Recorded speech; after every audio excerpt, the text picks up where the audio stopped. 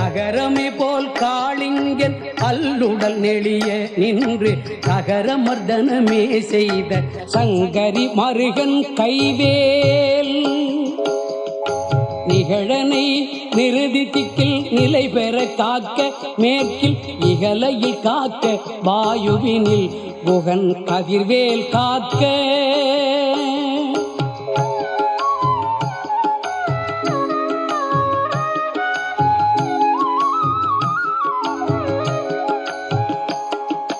வடதிசை தன்னில் ஈசன் மகன் அருள் திருவேல் காக்க விடையுடை ஈசன் திக்கில் வேத போதகன் வேல் காக்க